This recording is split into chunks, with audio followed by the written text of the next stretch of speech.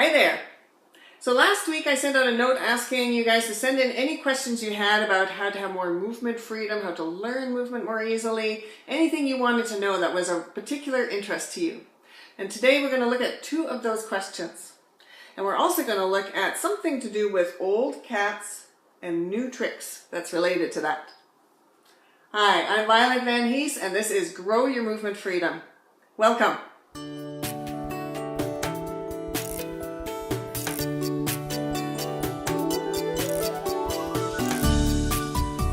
So we got 2 related questions.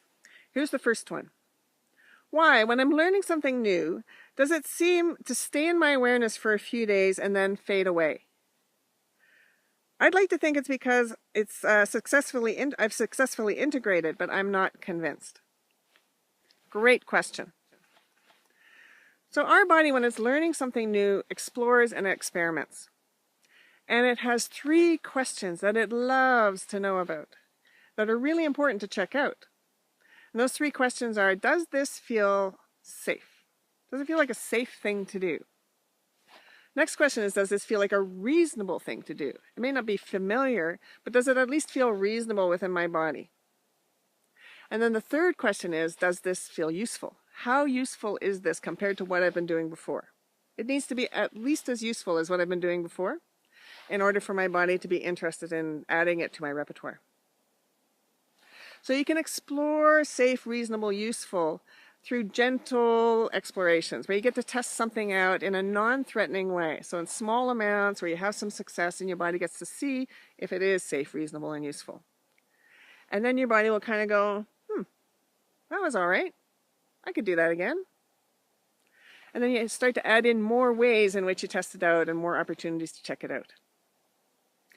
And here's the thing, if something has a really deep, fundamental purpose of keeping you safe, if the first time you did this or the reason you started doing it was to keep you safe in a really important way, and your body has never actually let go of that need to keep you safe, then changing it or offering something new is going to take longer. It's going to be kind of stuck in your body as your body's beginning to be going, I'm not changing this because I have a really good reason for doing this. You've got to do some serious convincing.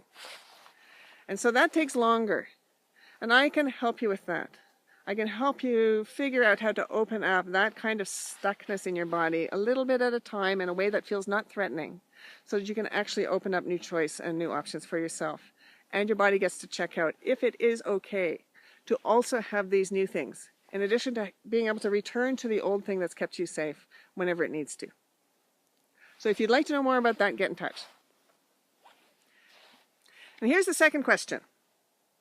Why are we not able to incorporate changes that are recommended to us to help us heal until after sometimes having been told about them multiple times? So you might know this, eh? Like you hear about it and you go, yeah, that's cool, and you do it for a bit and then it goes away, or you hear about it 3 or 4 times before your body starts to notice and pay attention. That's a great question. And part of it is allowing your body to have lots of different ways in which it feels whether something is safe, reasonable, and useful.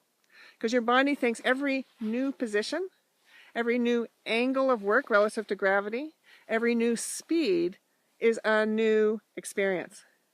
So you may, for example, just using working in the gym, doing a push-up and learning to do a push-up this way is fine. As soon as you turn the hands in a different angle, either in or out, it feels like a new exercise to your body. It's very similar, but your body starts to adapt in a new way and needs to check out all over again. Is that safe, reasonable, and useful? So something as simple as walking, changing how you walk, you need to check it out when you walk slow and when you walk fast. You need to check it out when you're walking uphill and when you're walking downhill. And you need to check it out if it's on flat ground or if it's on textured ground. Each one of those will feel different, and your body needs a chance to learn all over again and check out those questions all over again in all those situations. And that's in part why it takes lots of reminders and lots of chances to look at something before your body will really go, for a real life daily activity that has lots of variety in it, this is good and I could use it. And that's when it becomes a choice for you. And one more thing to remember about learning is that it may not be the very first thing that comes up for you, but you may be able to access it quickly because you've explored it lots and your body remembers it. So for example, when I'm riding, often if my horse spooks or whatever, I will arch my back a bit. I'll get stiff, but I don't ride well there. I've learned by experience that if I breathe out and fill out my back a bit, then I ride much better and I am much safer on my horse. So I can very quickly now shift from being here to breathing out and being here. Same if I'm pushing something. I might feel like, oh, I'm going to go up in my neck, and then I go, actually I'm much stronger if I'm down in the big powerhouse of my body, the big bones, big muscles down lower, and I lean into them with my bones and let the big muscles do the big work. I've experimented enough with that it becomes quickly available. So it's all part of experimenting and exploring, just like kids do.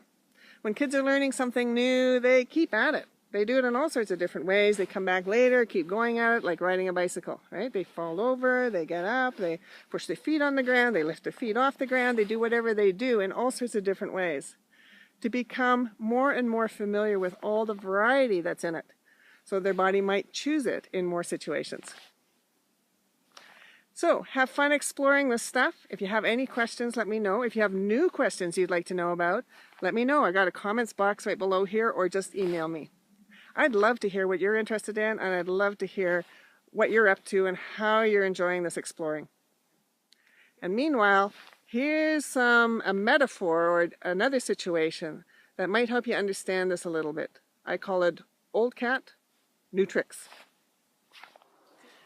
So here's a tale of two cats. And this is a little bit like how your body learns. We've got Cisco here, who's an older cat. He's probably 12, 13 years old. That's pretty old for a cat. Don't know if you can see his tail going here. But Cisco is trying to get used to, or maybe he's resisting getting used to, a new cat in the house, Max. Now here's the thing. Cisco has got his system worked out. He's got his way of having his food here. He's got his cozy places to sleep. And he figures he deserves all the love and attention in the house. So that's a system that's worked well for him for the last 6 months since he's been with us. He's fairly recent.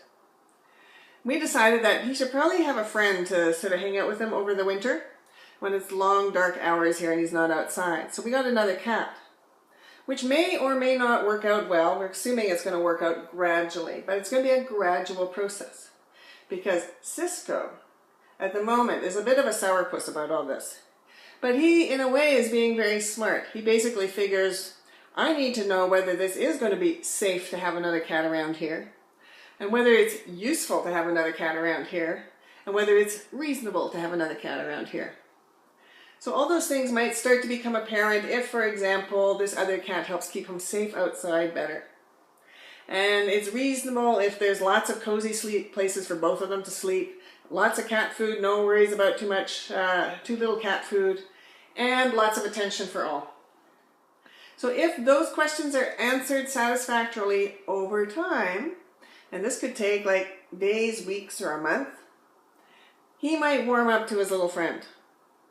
We'll see how it goes. And that's the other thing. We don't know. It's rarely a straight line when you're learning something new. There's usually all sorts of little path deviations all along. So we'll see how it unfolds, and we'll just go with it as it rolls. And we'll report back in a while. Same thing for your nervous system. Just open up the door, see what starts to open, see what seems reasonable and what feels right and works for you, and follow those little breadcrumbs to find a new way to something that works good for you, that you want for yourself. All right, see you next time. Thank you.